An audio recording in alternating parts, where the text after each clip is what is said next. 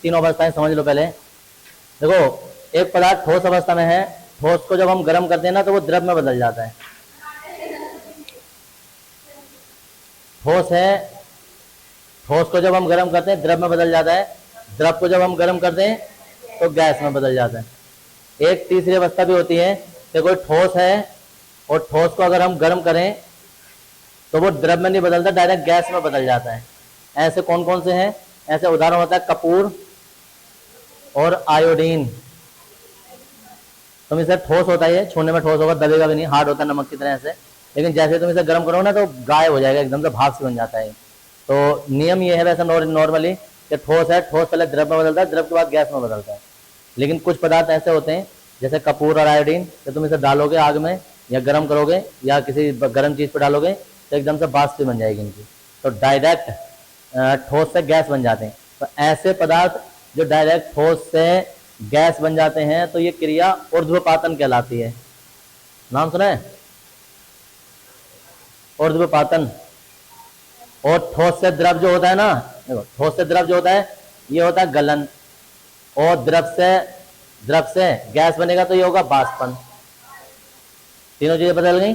अभी हम यहाँ हैं, ये पढ़ने वाले हैं और ये पढ़ेंगे, और तीनों प्रकार की एंट्रोपी है, और हर बार ये ऊष्मा से संबंधित है कि हमें गर्म करना पड़ेगा, और जितना भी उसमें परिवर्तन होगा, जितना भी उसमें बिगाड़ होगा, वो सब एंट्रोपी कहलाएगा। और उसे एस से प्रदर्शित करते हैं। अब जब परिवर्तन हो रहा है तो डेल्टा से करते हैं, लिखेंगे बाष्पन की एंट्रोपी में किसी द्रव के एक मोल को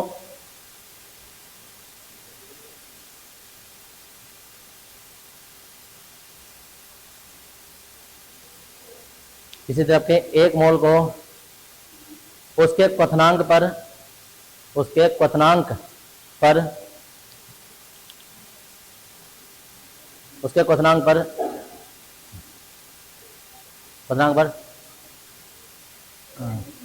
देखो, द्रव से गैस में परिवर्तित होने में, द्रव से गैस में परिवर्तित होने में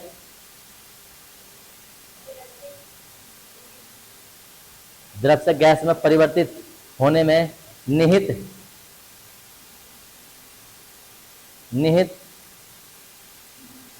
एंट्रोपी को बाष्पन की एंट्रोपी कहते हैं।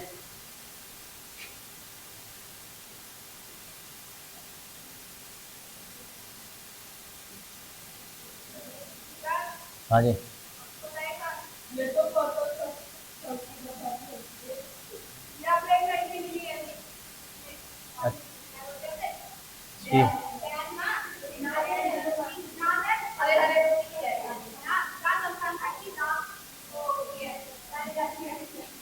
ये फॉर्मूला लिखो। कहाँ है? यहाँ शमशान घाट कहाँ है? अच्छा, वहाँ।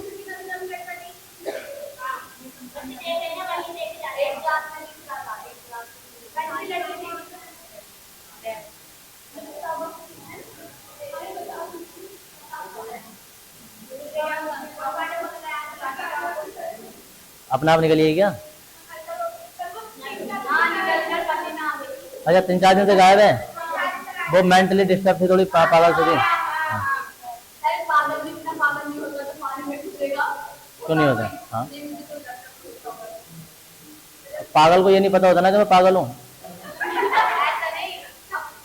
कोई तुमसे पूछे कि तुम पागल हो, हर पागल यही कहता है, ये चीज होती है। वो कई दिन से लापता थी, फेसबुक पर उसके बार बार फोटो चल रहे थे।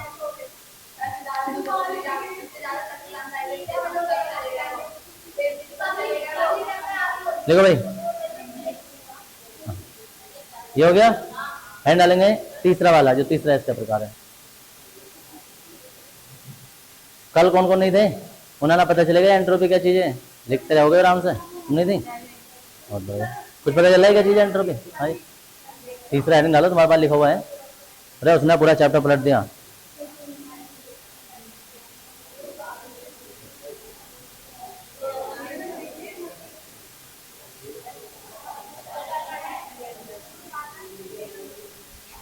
ऊर्ध्वपातन की एंट्रोपी,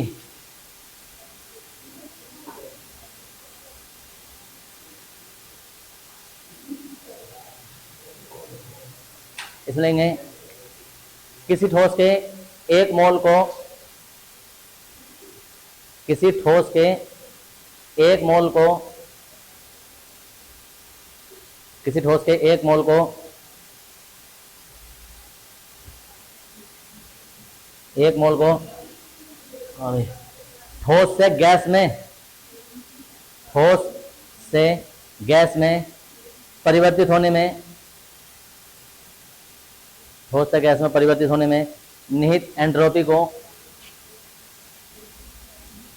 निहित एंट्रोपी को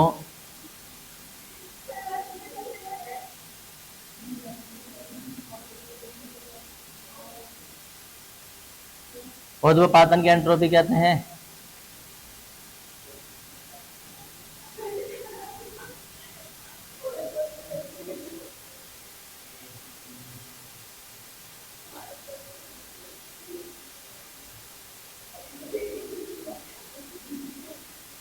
अरे लिख लो।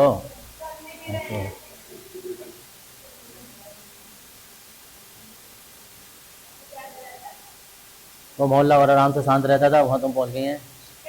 ये वाला एरिया जो था वो शांत रहता था। अब बेचारे जो तुमसे परेशान थे वो और परेशान होंगे। वो भी हमें देखकर पीछे आ गए।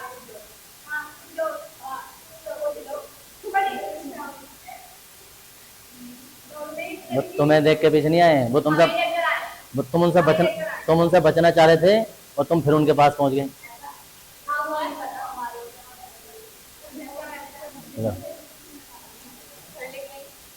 अरे लिखा नहीं गया अभी तक।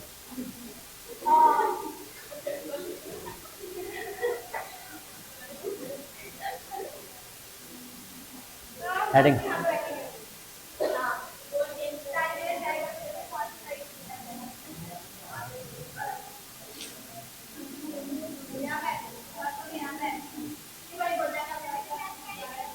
हाँ जी,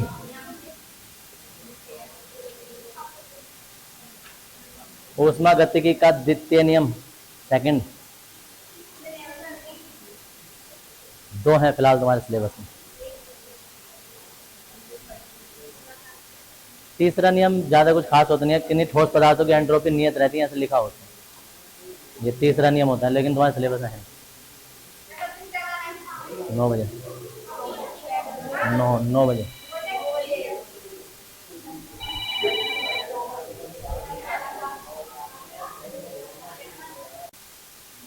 ऊष्मा गतिकी के संबंध में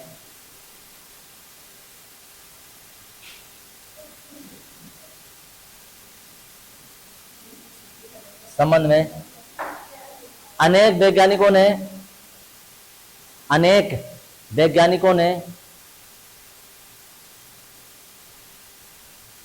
वैज्ञानिकों ने ऊष्मा गतिकी के द्वितीय नियम, ऊष्मा गतिकी के द्वितीय नियम के संबंध में, द्वितीय नियम के संबंध में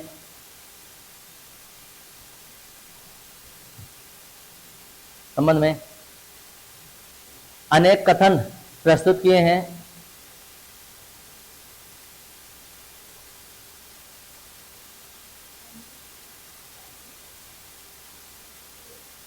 अनेक कथन प्रस्तुत किए हैं जो निम्न प्रकार हैं।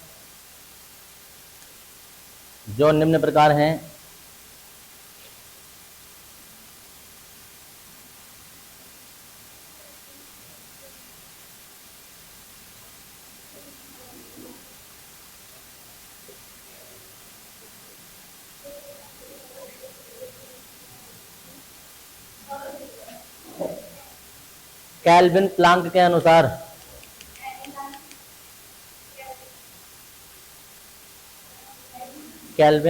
के अनुसार यह ऊष्मागतिकी का द्वितीय नियम दिया था दो वैज्ञानिकों ने साझे में। कैल्विन अलग हैं और प्लांक अलग है।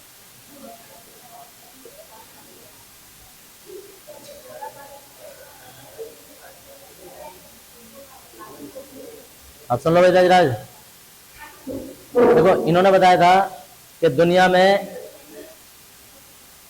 किसी भी ऐसी मशीन का निर्माण असंभव है जो संपूर्ण ऊर्जा को या ऊष्मा संपूर्ण ऊष्मा को कार्य में बदल सके 100% को। संभव ही नहीं है, असंभव है। कभी भी ऊर्जा का 100% यूज नहीं होता है। पहले बहुत एक्सप्लेन कर रखा है, इतनी सी बात से समझ जाओगे तुम लोग। लिखेंगे ये वाली बात, लिखेंगे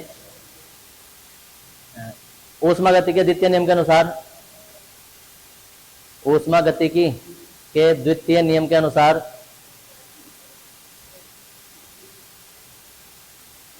द्वितीय नियम के अनुसार सेकंड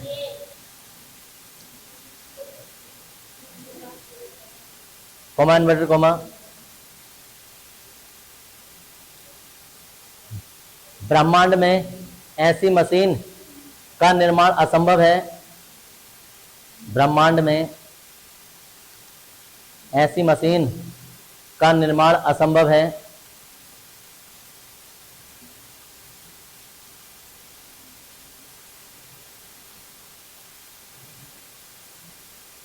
जो कार्यकारी निकाय से प्राप्त कार्यकारी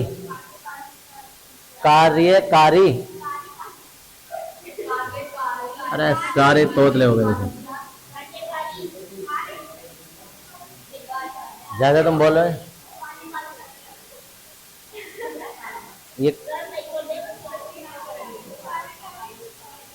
जो कार्यकारी निकाय से प्राप्त संपूर्ण ऊष्मा को, जो कार्यकारी निकाय से प्राप्त संपूर्ण ऊष्मा को कार्य में बदल सके,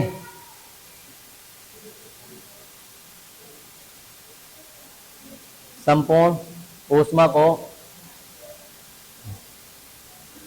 कार्य में बदल सके। हो गया, इन्वर्ट को हम बंद कर देंगे। ये इनके अनुसार था। दूसरे एक वैज्ञानिक है क्लासियस,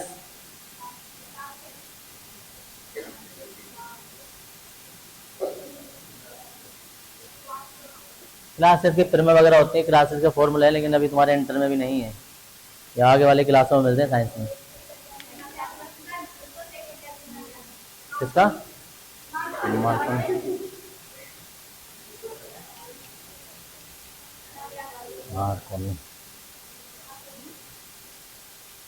मारकोनी का मतलब इतना तुम ही मारोगे, कोई तुम्हारे भी तो मार सके। वो तो कौन ही है, किसी के भी लग सकती है। कौन ही है, किसी के भी लग जाएगी। क्लासियस के अनुसार, देखो क्लासियस ने बताया था कि नॉर्मली हमारे पास दो वस्तुएं हैं, एक वस्तु 50 डिग्री टेम्परेचर पर है और एक वस्तु जो है वो 20 डिग्री टेम्परेचर पर है। दोनों को आपस में स्पर्श करा दिया गया है। ऊष्मा किधर से किधर की ओर जाएगी?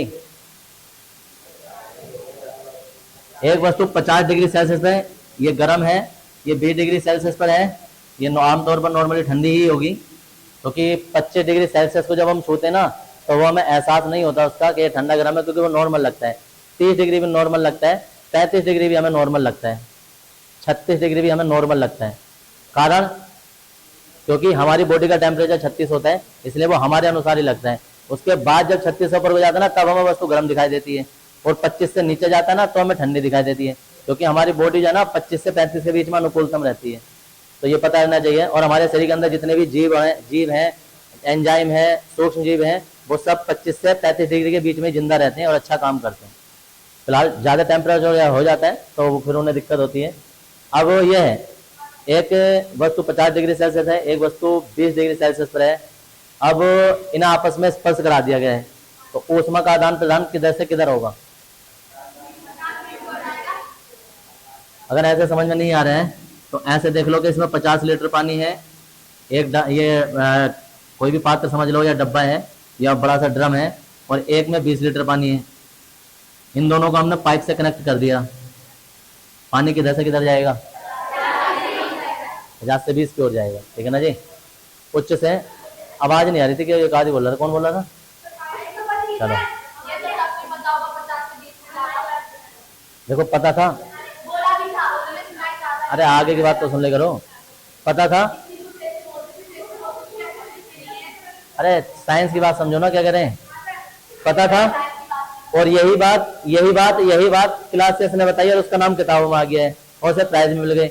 और ऐसे नहीं था कि उससे पहले लोगों को नहीं पता था, समझिए। क्लास 6 से पहले भी तो लोगों को पता था। क्लास लगभग मान के चलो 1700-1800 ईस्वी के आसपास इन्होंने ये ऊष्मा का नियम दे दिया था। अब ये ऊष्मा का नियम दे दिया, अब सोचो 1800 ईस्वी से पहले की बात अगर जो हम करें तो क्या ऊष्मा इधर से इधर थोड़ने जाती थी? ऊष्मा तो फिर भी इधर से इधर ही जाती थी। आग तो पहले भी जलती थी, आग तो आदि 500 साल से जलती आ रही है, अरबों खरबों साल से जलती आ रही है। लेकिन खोज अब आके हुई है। ये बात तब आके पता चली है जब क्लास 6 ने बताई है कि ऊष्मा का प्रवाह सदैव उच्च ताप से निम्न ताप की ओर होता है, कभी भी निम्न ताप से उच्च ताप की ओर नहीं होता है। अब कोई कहे नहीं हमें तो करवाना है, कोई ऐसा हो सकता है कि नहीं हमें तो 20 वाले से 50 की ओर को पानी प्रवाहित करना है? कैसा हो सकता है?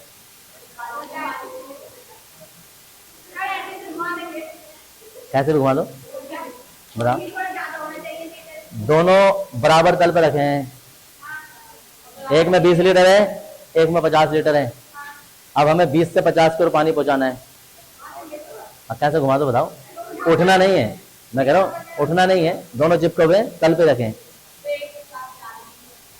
हाँ लो एक साथ मिला दो, पास में लगा दो, लो चला जाएगा पानी फिर। हाँ तो कैसे मिलाएंगे? उठ तो सकते नहीं है दोनों। कितनी बार बताऊं, उठ नहीं सकते। हाँ पैप लगा दिया तो पैप लगा देंगे ना तो पानी धीरे धीरे जाने लगेगा। तो इसके बीच में हमें यहाँ मोटर लगानी पड़ेगी, इंजन जिसे कहते हैं, इंजन लगाना पड़ेगा। अब इंजन जब लगा देंगे ना तो इंजन का पंखा जिस साइड को हम लगाएंगे, इधर से इधर लगाएंगे तो इधर फेंक देगा, इधर से इधर लगाएंगे तो इधर फेंक देगा। यही बात बताई थी क्लास 6 ने बताई थी।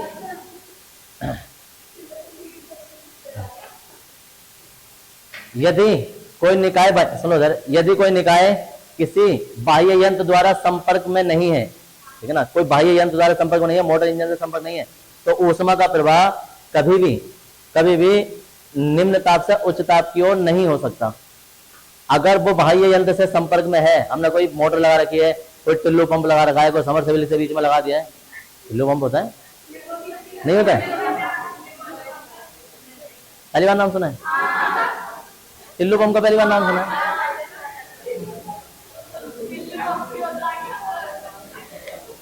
किसी ने नहीं सुना? यहाँ बैठे हुए किसी ने नहीं सुना टिल्लू पंप? चलो कोई नहीं, आज जगह गूगल पे सर्च करना और यूट्यूब पे देखना टिल्लू पंप को कैसे चलाते हैं, ये वो तो तुम्हें दिख जाएगा। आधे हॉर्स पावर में, आधे एचपी में जो मोटर होती है वो सब टिल्लू पंप कहलाती है। चलो जी,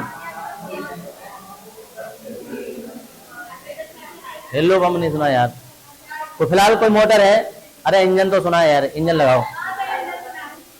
बीच में इंजन लगा देंगे तब ऊष्मा का प्रवाह या पानी का प्रवाह जो होता है वो निम्न से उच्च की ओर हो जाएगा। लेकिन अगर संपर्क में नहीं है, अगर हमें कहें देखो हमें जो है, हम नीचे खड़े हैं और ऊपर ये छत है, हमें पानी नीचे से ऊपर पहुंचाना है, तो ऐसे दुनिया में कुछ भी संभव नहीं है कि पानी अपना आप यहाँ पहुंच जाए, जब तक बीच में यहाँ मोटर लगाएंगे।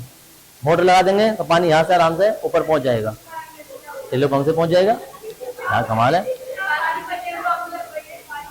टिल्लू पंप।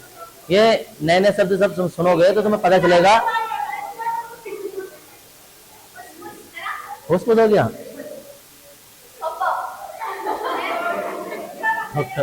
अरे कई सारे होते हैं, चलो फिलहाल लिखो, इसे लिखो, चलेगा था इसे। द्वितीय ऊष्मा गति के द्वितीय नियम के अनुसार, ऊष्मा गतिकी के द्वितीय नियम के अनुसार, कॉमा इन्वर्टर कॉमा,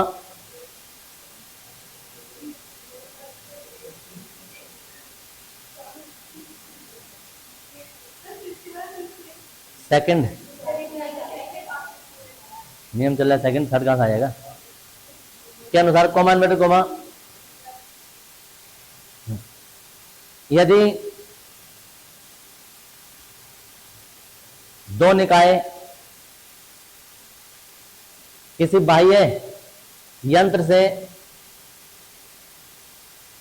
या ऊर्जा स्रोत से, बाह्य यंत्र या ऊर्जा स्रोत से संबंधित नहीं है,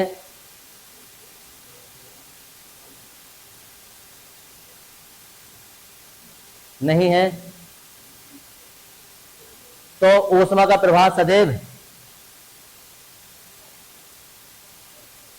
तो ऊष्मा का प्रवाह सदैव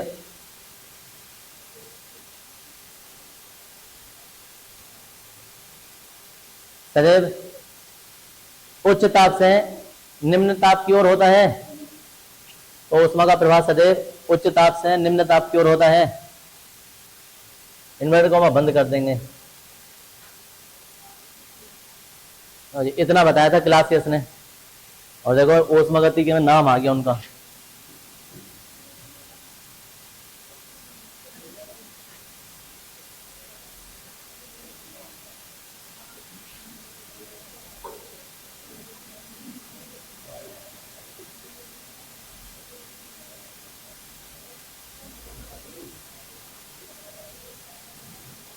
हेडिंग है गिब्स मुक्त ऊर्जा, गिब्स मुक्त ऊर्जा, गिब्स, सब वैज्ञानिकों के नाम चल रहे हैं।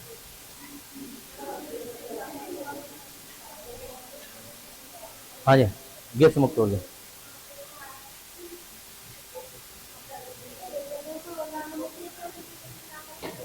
अच्छा नाम है, गिब्स में क्या बुरी बात है, इतना सिंपल नाम है, कोई भी लिख लेगा। भारी नाम का भाई, हो गया भाई। इसमें लिखेंगे किसी निकाय की वह ऊर्जा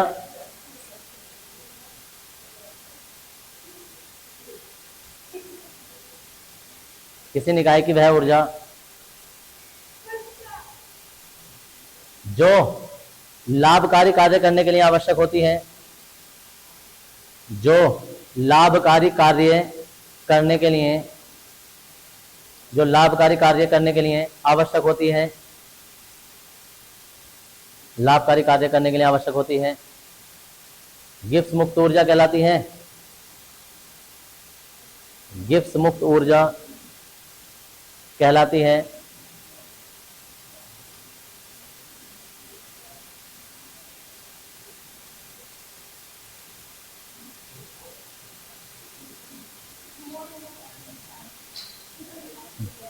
कहलाती है, इसे जी से प्रदर्शित करते हैं।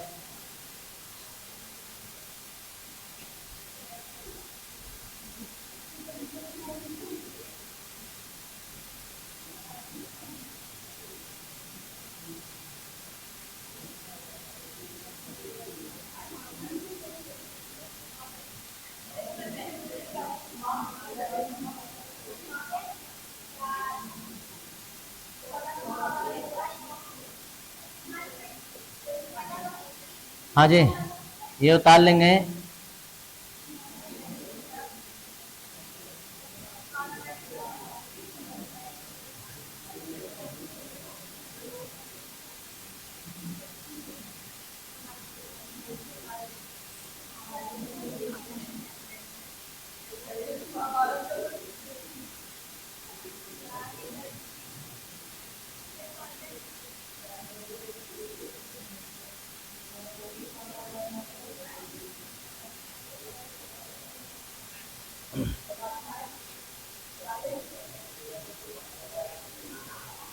ऐसा लिख देंगे।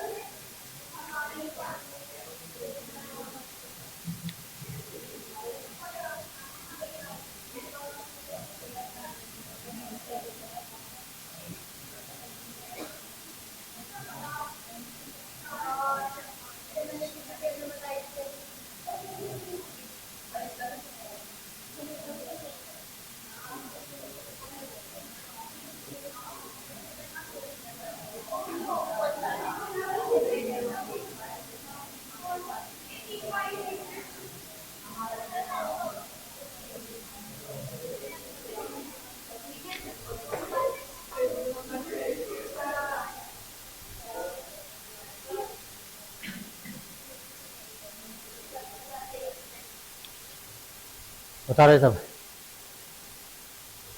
देखो गिब्स मुक्त ऊर्जा होती है कि किसी भी यंत्र की या किसी भी निकाय की ऐसी ऊर्जा जिससे हम काम कर सकते हैं लाभकारी, तो ऐसे ऊर्जा को गिब्स मुक्त ऊर्जा कहते हैं। अब एग्जाम्पल हमारे पास कि जैसे हमारे पास सेल है, सेल नॉर्मली घंटे वाला सेल देखा होगा, अगर हमने उसे घंटे में रिमोट में डाला और हम उसे काम कर रहे हैं तो वो हमारे लिए लाभकारी काम है। लेकिन हम सोचे कि उसे स्पार्क कर करके ना उसे उसकी ऊर्जा को ऐसे खत्म कर दें। सोचा ऐसे, जैसे बैटरी है कोई भी, तुम दोनों तार से टच करते हो वो डाउन हो जाएगी। तो हमने उससे कोई काम नहीं किया, लेकिन हमने उससे डाउन कर ली मतलब ऊर्जा उसकी खत्म कर दी। तो ऐसी ऊर्जा गिब्स मुक्त ऊर्जा नहीं कहलाएगी। गिब्स मुक्त ऊर्जा वो कहलाएगी जिससे हम कोई काम करते हैं।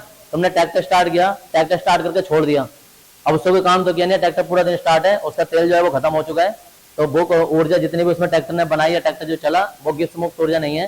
ट्रैक्टर स्टार्ट होता, खेत में जाता, कुछ काम करता, खेत में जोता या जो भी काम होता, लाभकारी काम होना चाहिए। ऐसे भी नहीं किसी के ऊपर चढ़ा दिया, वो नुकसान हो गया। तो नुकसानदेह कार्य नहीं होना चाहिए, लाभकारी कार्य होना चाहिए। तो ऐसे कार्य, ऐसी ऊर्जा को जिससे लाभकारी कार्य किया जाता है, गिब्स मुक्त ऊर्जा कहलाती है। इसे नहीं, फिर ट्रैक्टर पेट्रोल नहीं खाएगा। और इसे बताओ कि ट्रैक्टर में पेट्रोल नहीं पड़ता है। हाँ, अगर बाइक खड़े होकर स्टार्ट हो गई है, स्टार्ट खड़ी है, पूरे दिन स्टार्ट है और उसको कुछ चला नहीं रहे हैं, उस पर कोई बैठा भी नहीं है, तो काम कहाँ हुआ? ना होगा, ऐसे रहेगा, ताउम्र टंकी भरी रहेगी और हो सकता है 2-4 लीटर और आ जाए। सीधा आंसर है, उसमें टंकी जो भरी रहेगी। टंक नहीं, उनसे बोल, हाँ उनसे बोला, कबीर सिंह ने बताया है कि उसकी टंकी भरी रहेगी, हो सकता है 2-4 लीटर और आ जाए। अब इसमें मैं कुछ नहीं कर रहा, पड़ोसी अपना आप कुछ ना कुछ क्या जा रहे हैं। इन्हें रोको पहले, तो तुम्हारे साथ कही है।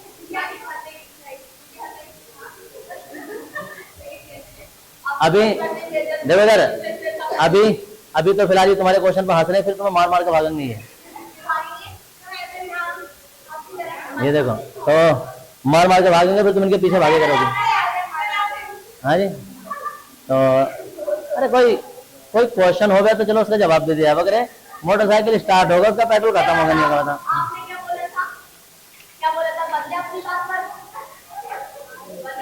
अरे क्यों बदले?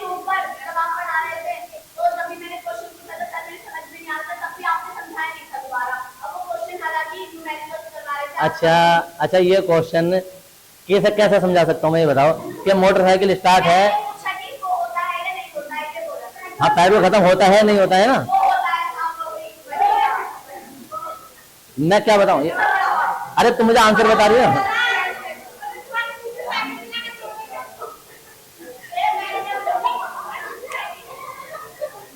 तो लिखो भैया, लिखो। अरे दवाई खा लियो शाम को जाके, बाकी को बेचारे को पढ़ने दो, या पढ़ना है। कौन सी दवाई से काम नहीं चलेगा? बाजार में, हाँ बाजार में चूरन बिकते हैं, तो ले लेना। अब देखो इधर, गिब्स मुक्त ऊर्जा में परिवर्तन करना है। परिवर्तन करने का मतलब पहले कितनी थी, अंतिम बाद में कितनी है, तो उसे डेल्टा जी से दर्शाते हैं। डेल्टा जी बराबर डेल्टा एच, और ताप नियत रहेगा, ताप बदलेगा नहीं। तो सारी चीजें बदल जाएंगी, उसमें एंथैल्पी भी बदलेगी, एंट्रोपी भी बदलेगी, और गिब्स मुक्त ऊर्जा बदलेगी। ये हो जाएगा। अब गिब्स मुक्त ऊर्जा कैसे परिवर्तन से हमें किसी प्रक्रम का कैसा पता चलता है? देखो, गिब्स मुक्त ऊर्जा जो 0 से छोटी है, छोटी मतलब ऋणात्मक है। अगर ऋणात्मक होगी, ब्रैकेट में तुम लिख सकते हो ऋणात्मक। अगर ऋणात्मक होगी तो प्रक्रम कैसा होगा? स्वतः प्रवर्तित प्रक्रम। अगर डेल्टा जी का मान धनात्मक होगा ना, तो प्रक्रम अप्रवर्तित होगा। और अगर डेल्टा जी बराबर 0 होगा तो प्रक्रम साम्यावस्था में होगा। ये चैप्टर नंबर 7 है। इसमें क्वेश्चन लिखना है, चैप्टर 7 में पढ़ेंगे इसके बारे में।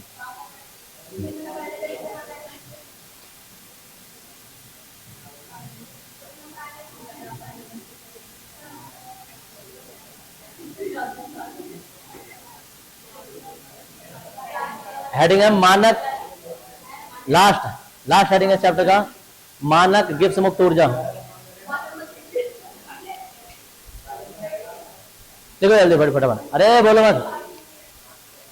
मानक गिब्स मुक्त ऊर्जा लिखो हेडिंग जल्दी।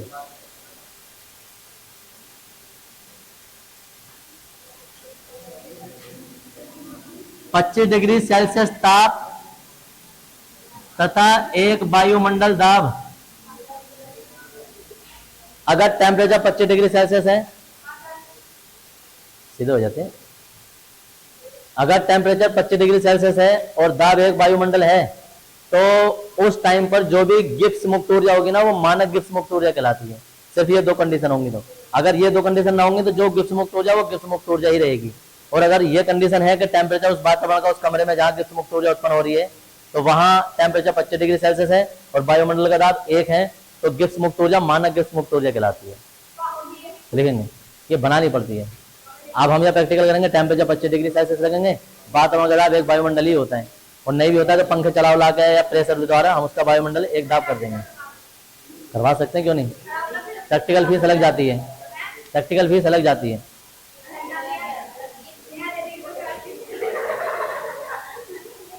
देखो भाई, 25 डिग्री सेल्सियस ताप तथा एक वायुमंडल दाब, 25 डिग्री सेल्सियस ताप तथा एक वायुमंडल दाब पर गिब्स मुक्त ऊर्जा मानक गिब्स मुक्त ऊर्जा कहलाती है। गिब्स मुक्त ऊर्जा मानक गिब्स मुक्त ऊर्जा कहलाती है।